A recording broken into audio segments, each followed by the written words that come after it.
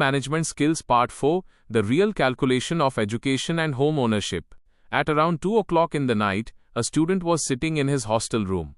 The college fee page was open on the laptop in front of him, and his father's message was shining in his phone.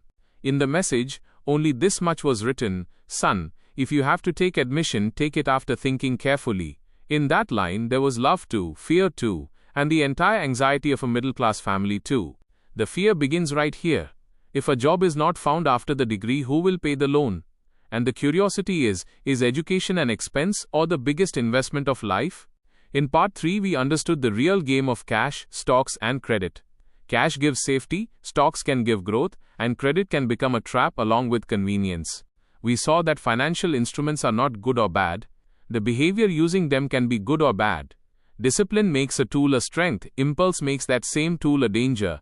Now that same thing applies to education and home ownership. A degree too is a tool, a house too is a tool.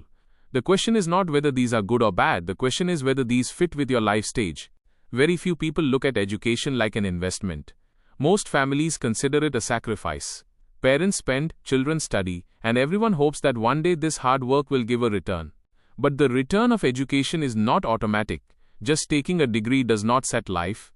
Course, college, skill, market demand, communication, and hard work all together make the value of that degree. If a student chooses a subject without interest and without research, then the problem can begin. Marks also fall, confidence also breaks, and after graduation the career starts looking confusing. Many times, a student chooses that field which the family likes. But from inside, he does not like that subject. Slowly, studies become a burden, and a job just and wait for the salary.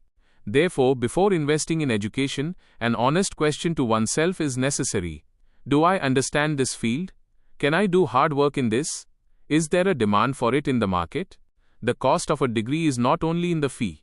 There is a time cost too. A 4-year course, living expenses, books, travel, exams, and missed earning opportunity all together make the real cost. But the right education can change a person's earning power. This is not just a way to get a job, it changes the way of thinking too. It makes your human capital strong. Human capital is that very asset which stays inside you. Your skill, your knowledge, your problem-solving ability, your language, your confidence, and your network, this alone is your real earning machine. In part 2, we understood this very thing in the life cycle theory. Spending on human capital at a young age can many times become the right investment for future income.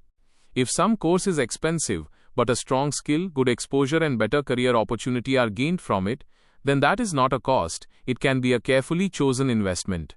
As long as the course is just for name's sake, placement is weak, skill is not practical, and the loan is heavy, then that same education can become financial pressure. Today, just a degree is not enough. Employers often look at what you can do too. Project, internship, portfolio, communication, and real problem solving matter a lot. Technical skill can be useful, but it is not necessary that every successful career be technical only. Psychology, commerce, law, design, teaching, writing, management, everything has value if the skill is marketable. Considering any field small is a mistake too. The difference is more in execution than the field. A person who knows how to market his skill clearly can make space even in a crowded field. Therefore, a student should not just choose a subject, he should look at the career path too. Which job can I do after this course? Which skill can I sell? How can the income range be? Before taking an education loan, this calculation becomes even more necessary. A loan is taken on hope, but EMI has to be paid in reality. Therefore, repayment should be thought of before excitement. Taking a loan is not wrong. Many students take better education with the help of a loan and then make a career. The problem happens when the balance between the loan amount and expected income spoils. If the initial salary after the course itself is so low that the EMI suppresses life, then along with the degree, stress also graduates. In an education loan, matters like interest rate, moratorium period, repayment schedule, co-borrower responsibility, collateral, and insurance should be made clear. Signing a loan just by looking at the admission letter is not wise. In some countries, the rules of government-backed student loans are different, and the rules of private loans are different. In death, disability, or hardship, discharge rules also depend on the lender and law. In India too, banks give education loans, but terms can change according to the institution, course, amount, and borrower profile. Therefore, reading every document is necessary. Parents too should not break their retirement in emotion and put the entire education fund. Planning for the child's future is necessary, but the parents' old age security is just as necessary too. If parents empty their retirement fund, then in the future, a reverse pressure can come on the child. The help of one generation should not become the compulsion of another generation. While planning education, scholarships, government schemes, lower-cost colleges, online certification, internships and part-time earning options should also be looked at. Every good learning is not found only in an expensive building.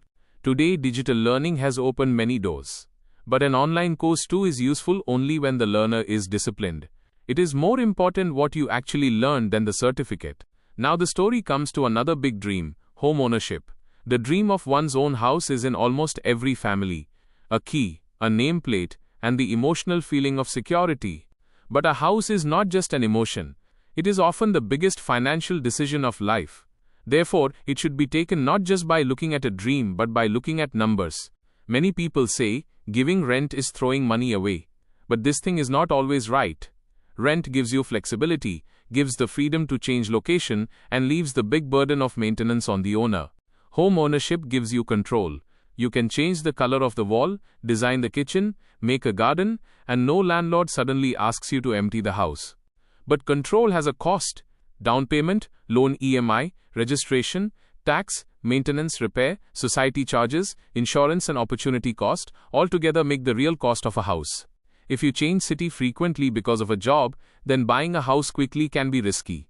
Selling a house or giving it on rent is not always easy. For a student, intern or early career employee, flexibility can be very valuable.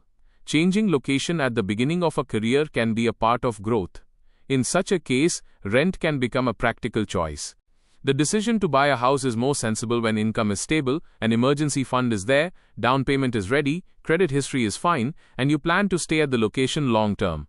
Buying a house just to stay for 6 months is usually not considered practical because transaction costs are incurred in buying and selling. The benefit of a house is often clearly seen in a long duration.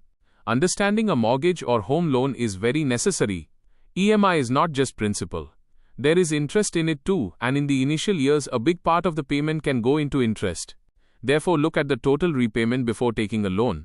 Just that the monthly EMI is looking affordable, this is not enough. How much interest will go in the entire loan tenure? Looking at this is necessary. The stronger the down payment will be, the less the loan burden can be. But emptying the emergency fund completely for the down payment is dangerous too.